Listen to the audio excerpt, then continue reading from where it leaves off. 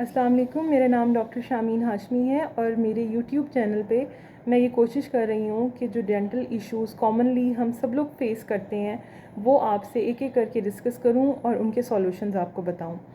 एक इशू जो हम लोग अपने क्लिनिक्स में देखते हैं वो ये है कि छोटे बच्चे जिनके मुंह में परमानेंट पक्का दांत आ चुका होता है और उसकी जगह पर अभी कच्चा दांत मौजूद होता है और वो नॉर्मली जो उसका एक प्रोसेस है नेचुरल शेडिंग का वो नहीं कंप्लीट हुआ होता।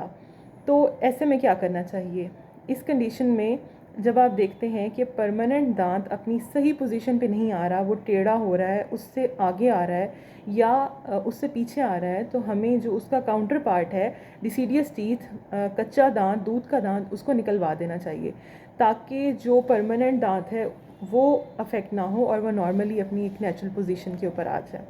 अब हम देखते हैं कि इसकी रीज़न क्या है और एक नेचुरल जो कंडीशन है वो क्या होती है। हमारे जो जबड़े हैं ऊपर वाला और नीचे वाला, इनको हम मेडिकल टर्म्स में मैक्सिला और मैंडिबल कहते हैं।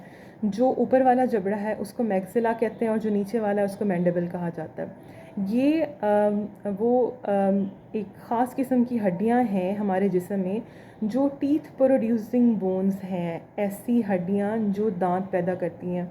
ये हड्डियां 2 सेट्स ऑफ टीथ अपनी पूरी लाइफ टाइम में पैदा करती हैं। एक दूध के दांत जिनको हम डिसीडियस टीथ कहते हैं और एक परमानेंट दांत जो कि पक्के दांत होते हैं। जिस वक्त पक्के दांत आ जाते हैं तो उसके बाद फिर ये हड्डी कभी भी अपने लाइफ टाइम में दोबारा दांत नहीं प्रोड्यूस करती।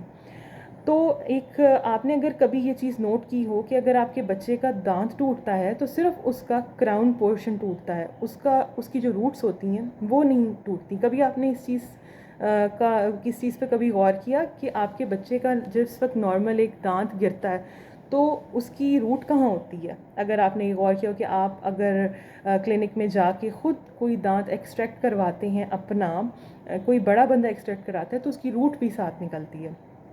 तो ये एक नेचुरल प्रोसेस है कि पहले कच्चे दांत ऊपर आते हैं और उसके बाद नीचे से परमानेंट दांत जिस वक्त बनने लगते हैं, जैसे जैसे परमानेंट दांत ऊपर आते हैं तो कच्चे दांतों की जो रूट्स हैं वो बॉडी के अपने एक नेचुरल मैकेनिज़्म के थ्रू एब्जॉर्ब होना शुरू हो जाती हैं, रूट्स ख़त्म होना शुरू हो जाती हैं, जिसकी वजह से एक मखसूस वक्त पे दांत खुद ब खुद हमारे जो हड्डी है वो गिरा देती है और उसकी जगह पे एक नेचुरल दांत जो परमानेंट दांत है वो ख़ुद ही ऊपर उसकी जगह पे एरप्ट हो जाता है।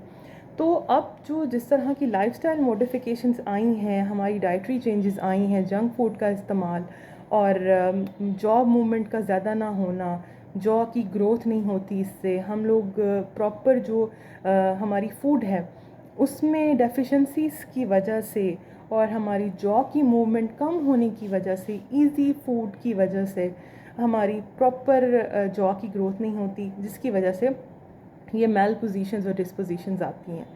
तो अपने बच्चों को आप वेजिटेबल्स और सैलड्स पे फोकस करें और जंक फूड से दूर रखें। Thank you.